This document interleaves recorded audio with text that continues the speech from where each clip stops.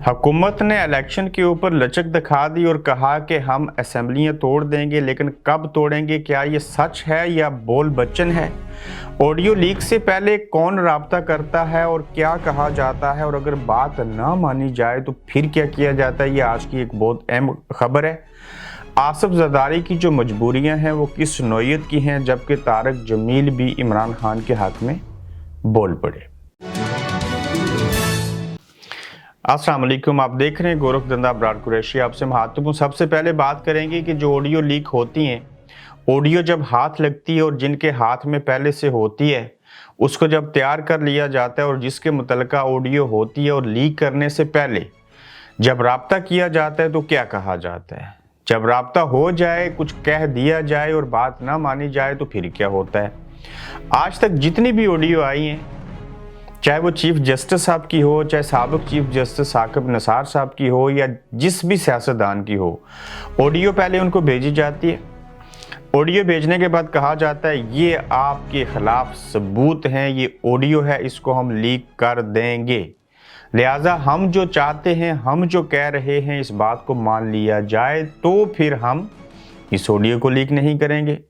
अब ऐसे ही जो चीफ जस्टिस साहब की सास साहिबा हैं, उनकी जो ऑडियो आई उसके साथ भी ऐसे हुआ होगा, लेकिन किसके साथ ऐसे हुआ कि बात ना मानी तो फिर क्या हुआ और बात कौन सी थी? साबिक चीफ जस्टिस साकिब निसार साहब की जब ऑडियो उनके हाथ लगी, आपने देखा होगा कि वो रिलीज भी हुई। उस ऑडियो लीक को रिलीज करने से पहले उनसे राब्ता किया गया। जब राब्ता किया गया तो ऑडियो लीक करने वालों ने कहा कि साकिब निसार साहब, ये ऑडियो हमारे पास है, हम आपसे सिर्फ इतनी बात चाहते हैं, ये कह दीजिए बाबांगे दोल और खुले अल्फाज की सूरत में कि साकिब निसार ने, यानी कि आपने बतौर चीफ जस्टिस नवाज शरीफ को गलत सज़ा सुनाई थी। अगर आप ये कह देंगे, ऐसा अमल करेंगे, तो फिर हम आपकी ऑडियो लीक नहीं करेंगे और मज़ीद भी जो आपके हवाले से मवाद है उसको शाया नहीं करेंगे। साकिब निसार के बकौल के उन्होंने बात मानने से इनकार किया। जब वो इनकारी हुए तो उनकी ऑडियो लीक कर दी गई। जब ऑडियो लीक हुई तो क्या हुआ? ना तो वो फांसी लगे, ना उनको कोई सज़ा हुई, ना उनकी कोई बदनामी हुई। इससे कबल भी तो ऑडियोस लीक होती रही और आज भी हो रही हैं, लेकिन ये जिनके पास सारा सेटअप है, ये जो नेटवर्क चलाते हैं, अब तो लोग अपने घरों के अंदर भी महफूज नहीं है और ये आइन और कानून की सरेआम खुली खिलाफ वर्जी है और इसको दूसरे लफ्ज़ों में ब्लैकमेलिंग कहना चाहिए। अब ये ऑडियो लीक करके, वीडियो लीक करके इनके जर्नैलों की खुद गंदी वीडियो आ गई और एक जर्नैल कहता है, दूसरा जर्नैल जो है जनरल फैज़ हमीद, मेरा पूरा डाटा वहाँ से जब ये DGIS आई थी तो कॉपी करके ले गए और जर्नैल दूसरे जर्नैलों के हाथों ब्लैकमेल हैं। इनकी गंदी, नंगी और गंजी नौयत की वीडियो एक दूसरे के पास हैं और पाकिस्तान के अंदर एक लैंडलाइन से या मोबाइल फ़ोन से एक खातून दूसरी खातून को फ़ोन करती है तो उसकी भी ऑडियो आ जाती है। यानी कि ये किस रियासत में होता है और ये कैसे मुमकिन हो सकता है? मगर इसके पीछे कहानी ये होती है कि ब्लैकमेलिंग के तौर के ऊपर ये चीज़ें इस्तेमाल होती हैं, धमकी के तौर के ऊपर इनको इस्तेमाल किया जाता है। ऑडियो लीक करने से पहले राब्ता किया जाता है, जैसे मैंने आपको साकिब निसार साहब की मिसाल दी। इसी तरह से जज बाकी हों या कोई भी सियासतदान हो, उसको ब्लैकमेल करने के लिए और उससे वो बात मनवाने के लिए सिर्फ इनके हाथ ऑडियो लगी हैं।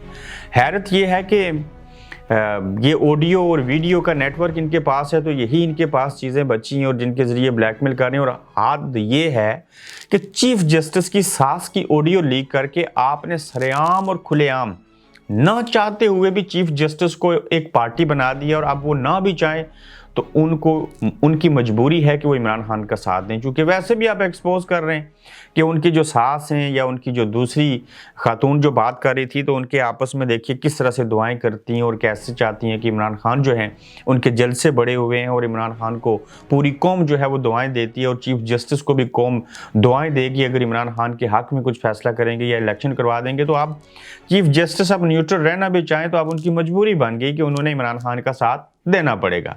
लेकिन ये आप लोग पता नहीं 90s और 70s के दौर की पॉलिटिक्स लेके आ गए, इस दौर के अंदर ऐसे नहीं होता।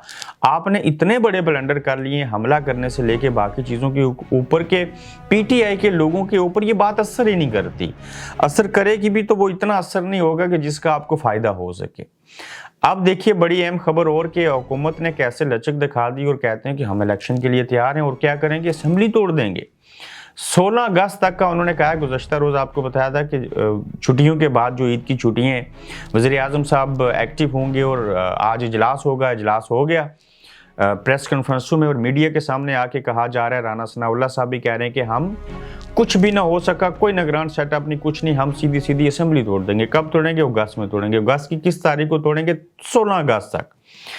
अब ये बोल बच्चन है या हकीकत में कोई ऐसा किया जाएगा और ये कह के, ये कहलवा के ऐसा अमल करने की कोशिश करके एस्टेब्लिशमेंट एक कदम पीछे हटने की कोशिश कर रही है या एक कदम आगे जाने की कोशिश कर रही है कि देखिए हम कोशिश करवा रहे हैं, मुज़ाकरात हो रहे हैं और हम ये बयान भी दिलवा चुके हैं कि असेंबलियाँ तोड़ देंगे और ज़ाहिर जब असेंबलियाँ टूटेंगी तो इलेक्शन हो जाएंगे। मगर ये इस सदी का सबसे बड़ा फ्रॉड, इस सदी का सबसे बड़ा झूठ होगा जो इसको मान लेगा कि ये हुकूमत खुद से असेंबली तोड़ देगी। नहीं होगा ऐसे।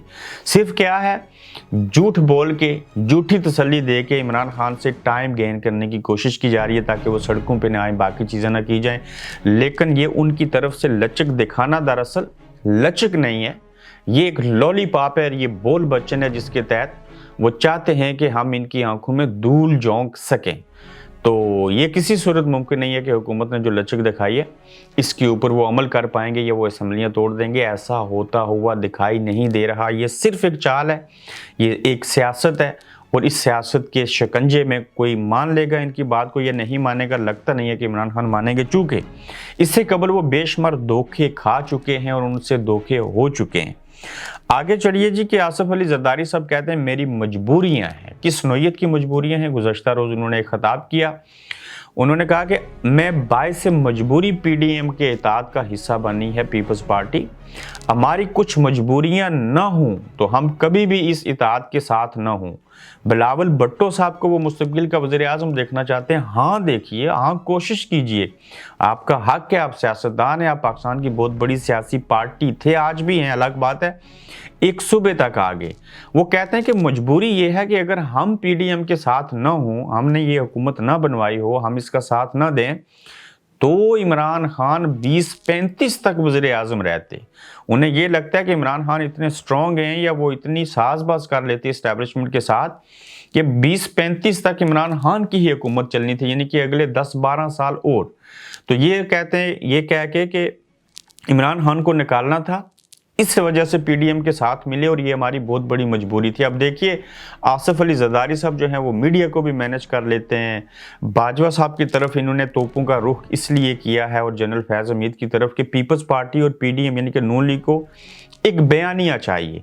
वो बयानिया बनाने की कोशिश की जा रही है। मिसाल के तौर के ऊपर मैं इसके ऊपर वजाहत के पूरी तफसील भी लेके आऊँगा कि अगर बाजवा साहब ने कश्मीर का सौदा किया तब तो इमरान खान की भी हुकूमत थी। जब ये ब्रीफिंग दी गई 25 सहाफ़ियों को कि जंग लग गया है, हम भारत से लड़ नहीं सकते, तो अगर बाजवा साहब को कुर्बानी का बकरा बनाया जा रहा है और ये कहा जा रहा है कि कश्मीर का उन्होंने सौदा किया, तो अगले फेज़ के अंदर तो यही सहाफ़ी जो हैं ये कहेंगे कि इमरान खान ने कश्मीर का सौदा किया और इमरान खान और बाजवा और जनरल फैज़ के ख़िलाफ़ इनको बयानिया मिलेगा कि ये गद्दार पाकिस्तान है। तो ये एक्चुअली जो हामिद मीर साहब ने चीज़ें की और एक मखसूस टीवी चैनल के ऊपर बैठ के ये प्लांटेड इंटरव्यू था और इसके अगले फेज़ हैं मुख्तलिफ और उसको स्टेप बाय स्टेप एंड उसका जो होगा वो इमरान खान की तरफ जाएंगी चीज़ें। जनरल फैज़ और जनरल बाजवा का बयानिया तो वैसे भी इन्होंने शुरू कर दिया है, पहले तो ये 5 के टोले में शामिल नहीं थे, तो इनकी कोशिश ये है कि हम इनको मज़ीद बदनाम करें और हम अपने लिए एक बयानिया बना लें। फिर देखिए मौलाना तारक जमील ठीक है नवाज शरीफ के भी करीब रहे, फिर इमरान खान वज़ीर-ए-आज़म थे उनके भी करीब, कोई भी वज़ीर-ए-आज़म हो उसके करीब चले जाते हैं, मगर उन्होंने चंद बातें कहीं कि ये जो कलमा था इसकी तशरीह सही मानों में इमरान खान ने बताई, किस तरह से इमरान खान ने लोगों को जो है वो मोटिवेट किया। अब वो वज़ीर-ए-आज़म नहीं है लेकिन पॉपुलैरिटी है और फिर भी तारक जमील साहब ने जो बयान दिया इसके बाद काफ़ी बुंजाल सा एक आ गया, क्योंकि उनके भी मिलियंस में फॉलोअर्स हैं और अगर एक मिलियंस में फॉलोअर्स रखने वाला बंदा जो है वो एक पॉलिटिकल पार्टी जो पहले से मजबूत है उसी के हक़ में बयान दे दे तो ये तो बाकियों के लिए बड़ी मुश्किल खड़ी कर देगा। क्यों کہ یہ ان کے خلاف تو مذہبی کارڈ کھیلنا چاہتے ہیں عمران خان کے، جبکہ یہ جو مذہبی اسکالر ہیں یہ تو عمران خان کے ساتھ شامل ہیں اور ان کے حق میں بیانات بھی دے رہے ہیں. تو یہ ایک بڑا خدشہ ہے لوگوں کو کہ مولانا طارق جمیل جو ہیں وہ عمران خان کے حق میں کیوں بول پڑے. اور انہوں نے کہا ہے کہ ہم نے تو اس طرح کا کوئی وزیر اعظم اور کوئی سیاستدان نہیں دیکھا کہ جو اس نیچ پہ آ کے اتنا لوگوں کو موٹیویٹ کرے اور کلمے کی تعریف بتا دے اور ساری چیزیں کرے. تو مولانا طارق جمیل کا جو بیان تھا عید کے موقع کے اوپر جو انہوں نے انٹرویو دیا اس سے کافی کھلبلی مچی. اپنا خیال رکھیں اور یہ بھی بتائیے کہ کیا حکومت سنجیدہ ہے کہ وہ اسمبلی توڑ دے گی یا یہ صرف لولی پاپ ہے. اور نئے ایپیسوڈ میں پھر سے آپ کے ساتھ دوبارہ ملیں گے. اللہ حافظ. آپ دیکھ رہے ہیں گورکھ دھندا ابرار قریشی کے ساتھ.